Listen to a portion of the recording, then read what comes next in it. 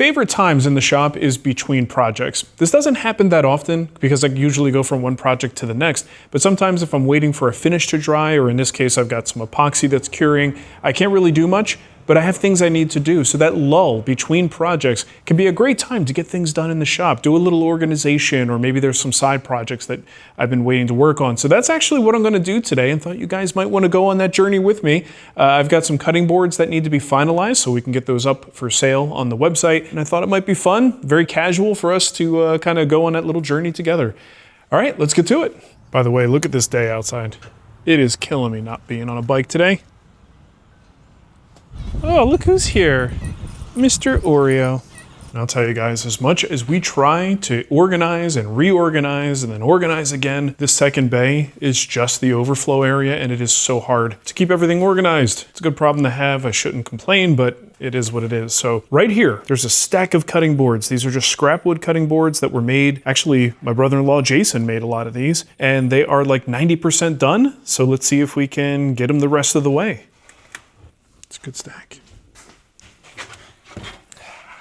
All right, you know, I'm thinking since these are almost done, they're milled certainly, and just need some sanding and finessing, maybe we put the bench rug down. And by bench rug, I mean this bad boy. It's basically just an outdoor rug, nice and durable. It's got this raised pile so all the dust and stuff can fall through and it doesn't dent your work. And this one is like a runner, so it's almost my full length of my bench. So all of these are pretty much just variations of long grain boards using scraps that we had in the shop. So they're various different sizes, lengths, widths, thicknesses, but they're all pretty well intact. I mean, in some cases I've used them for finishing tests. So we'll have to sand that one back down. Some of them clearly we're able to get the logo on there. We'll put those in a separate pile because I do want to put my logo on all of them. So this pile is kind of interesting. These look like they actually have some finish on it. So these might be ready. They just have a simple round over. There's really nothing complicated to that profile. These all have sort of a underside fingernail profile. See, so it's not really like a true classic round over, but I really like that look. So I guess that's why I did it on all of these. Over here, we got a little bit of a misfit. This was probably just a bit of an experiment. I wanted to do kind of just a nice bullnose profile, but the bit, as you can see, didn't quite make it all the way. So that's gonna need a little bit of hand finessing to get that one ready. And then over here, we have more of your thicker butcher block style with these guys, just a simple round over on the bottom. I didn't do anything on the top, so that needs to be taken care of. And then this one that I'm still kind of got a little bit of a love-hate relationship with that profile. But it's, you know, it's done. We'll finish it up. If someone loves it, maybe that's their perfect cutting board.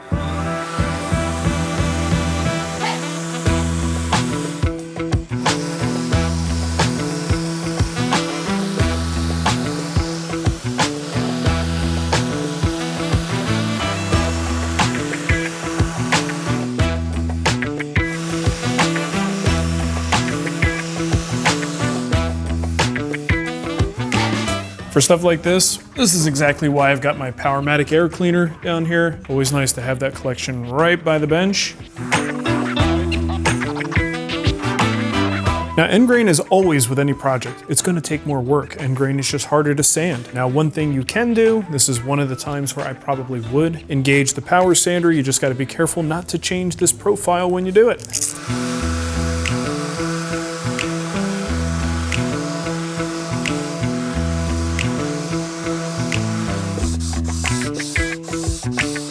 All right, now once everything is good and sanded, I think it's probably a good time to see about putting a logo on there somewhere. So I'm still very much a noob when it comes to this laser stuff, but I know enough to be dangerous. Let's burn it! Ventilation is working out real good. This thing is so fun to watch. Maybe not for too long. Burn your retinas out. It's maybe a little bit larger than I wanted it to be. I mean, I'm all for branding, but there's a little bit too much branding there. Let me make a little adjustment. I'm also going to be smart about this and maybe put this in the upper right quadrant of the work surface so I could register all my boards in the corner, and then I don't have to reposition the laser. Each one of them will end up with the logo in the same spot. Yeah, that's what we should do, because that's what smart people would do. Yeah, now we're talking. That's what I wanted there, but subtle enough. So I'll tell you what, guys, I do not like the look of this one. It is just too deep. It's gonna get, food caught in there. These little pieces are probably gonna chip out at some point. And while I don't normally condone using epoxy on food contact surfaces, in this case, it's such a small part of the board. And I don't know, maybe this will just be a board for the spag house. But I think this thing is far better off having a epoxy fill there than just leaving those gaping holes. So I've just got a little bit of West System epoxy here. It naturally gets to this dark color. I think the dark color is the way to go. And I've just got a little irrigation syringe over here. Just kind of help me not make so much of a mess.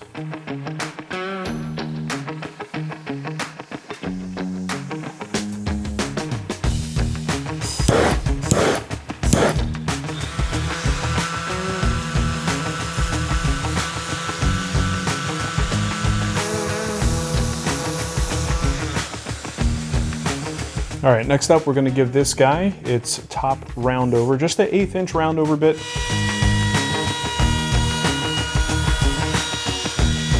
I just noticed on the end of this little chunky boy here, we got a little bit of a crack in the end grain. I think a good thick CA glue is a good solution for this. I guess I'm clogged. So whenever I get a clog that I can't get rid of with like a toothpick or something like that, I just get the tiniest drill bit I own. And that does the trick. All right, here we go.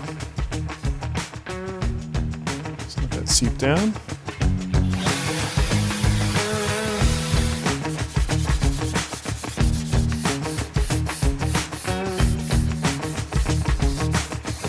All right, now for the really fun part. You get to wet these things down. So you might be wondering, Mark, why the heck are you doing this? You just sanded these things to 220. Well, here's the thing, these are cutting boards. They're gonna get wet in the kitchen. And when wood gets wet, the grain raises. What that means is after it dries, you can feel it with your hand. It gets really rough to the touch because all those little severed fibers and crushed fibers from the woodworking process are now standing upright. And that's not pleasant to the touch. The thing is, wood only really does this a lot the first time it gets that contact with water. We can lessen the effect by pre-raising the grain like this, giving these boards a good little bath, just making sure they're fully covered, and then lay it over to the side. Now keep in mind, if you put this down on the surface, you aren't allowing that water to dissipate or to evaporate, and that can be problematic. It can cause the board to warp. So if you can hold your boards upright like this, or put them onto another board so they're just kind of leaning like so, that's gonna be a lot better.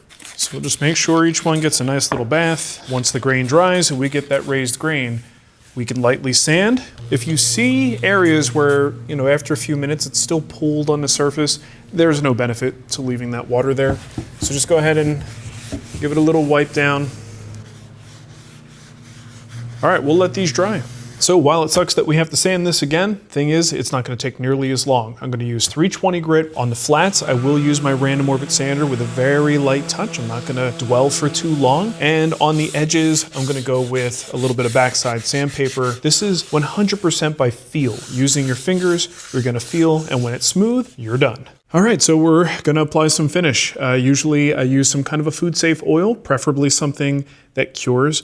Mineral oil is a classic food safe finish that lots of people use. Lots of people believe in it. Combine some wax in it, it's a pretty good finish. But ultimately, it never really cures. Mineral oil just stays oil. I personally prefer something that's gonna cure if I'm gonna put it on a food contact surface. That's just me. Here are just a few of the products that I've got in my finishing cabinet. Today, I'm just gonna use Mahoney's walnut oil. That's because that's what I feel like using. I've been using the heck out of these Makers stain pads, especially for oil-based finishes, for application. Absolutely love it. There are no solvents in this. This is just walnut oil. And this will cure. Now, I've got a video out there showing how to apply oil finishes, and that I don't really think absolutely soaking these things, like dipping it into a big vat of oil, is a good way to go, because the oil tends to absorb so deep, it requires oxygen to cure. And the deeper it goes into the grain, especially if you continue to apply more over top of it, the longer it's going to take to cure. And in some cases, it, may never cure. And I did a couple of little experiments to just kind of illustrate that. So for me personally, I'd rather go with a couple of thin coats wiped on like this than an incredibly generous thick coat or a bath. Okay, that's looking pretty good. Now at this point, I will just let this sit for maybe 30 minutes. And then if there's any excess oil, you know, sort of seeping out of the surface, there shouldn't be much, if any. But then I'll just go and wipe that back. But as you can see, pretty much has taken in most of that. So funny thing is, I probably have one of the first, if not the first, video on YouTube showing how to make an end grain cutting board. And I did talk quite a bit about the finish. And at the time, the finish that I like to use was like Armor Seal, General Finishes Armor Seal. And that's just basically diluted varnish. It's got mineral spirits in it. Not something you want to eat, not something you want to drink. But that was something I used because, you know, I was definitely at the time a big believer in that sealing off liquids from the cutting board would somehow benefit it. Now, the thing is, a lot of people will accuse me of changing my mind. Well, it's been a long time. It's been almost 20 years. And I think I should be allowed to change my mind. I should also be, and I think you should also be flexible enough that when new information presents itself, that you consider those new ideas and decide if they have any merit. And you don't have to agree with them, but you should at least consider them, especially when, you know, there's science behind it. So while I still don't think it's really dangerous necessarily to do what I did back then, I think it's perfectly fine. In fact, my buddy Matt Cremona, that's still how he finishes his boards with Armor Seal, and they look fantastic when you do. But there are some drawbacks that at the time I didn't think about, didn't consider. There are things just on a personal level, my tolerance for certain chemicals and certain products and things to be in my life. It's just my sensibilities have changed as I've gotten older. So it's not like that information back then is bad just because I've changed my mind and I've changed my personal preferences. It's always a bit of a sticky subject because someone on YouTube can watch a video from 18 years ago and then immediately right after that watch a current video and be like, this guy lies, he's inconsistent. It's like, well, look, if you believe everything the same throughout your life, you're not really thinking very hard, right? You should be evolving as a person. Not everything, but some things deserve a second thought. So for an overnight cure, all I do is have the board sitting up on a piece of scrap, just kind of at an angle like that. And at this point, you can kind of see it's absorbed pretty well, but I really don't want to leave all that shiny stuff sitting on the surface. So I can give this a couple of hours if I wanted to, but if I'm ready to go for the day, I'm going to make sure I at least come through with that blue paper towel, shop rag, something like that, and just buff the surface a little bit. Look how nice that looks. Nice and even. You should see a fairly even sheen. Might look a little bit different tomorrow morning, but it's good enough for now. Well, I came in a little bit late today, so it's kind of early afternoon, and you can see cutting boards are looking pretty good. Let me show you what's going on here. They're definitely dry to the touch, but they are not cured at this point.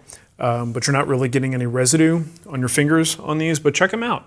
I mean, you can see how even with a single coat, these are sellable, they are usable. I would give it more time to cure before using it, but you can really get away with just a single coat. So what's next? So Mahoney's makes this other product here. This is a oil wax finish. So as you can see, it's a thicker formulation here, so definitely decent amount of wax content. And I think that's a good way to follow up with the initial oil treatment that we put on there, and then we can call these things done. I've got a lot of these to do, so I'm gonna do something to make things go fast.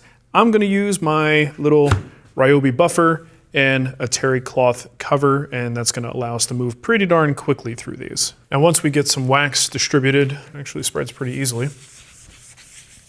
See, one or two I wouldn't bother with the buffer.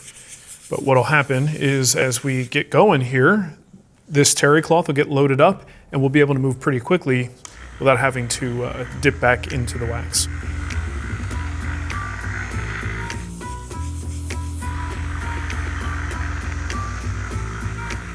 And I'm gonna make sure we hit all those edges.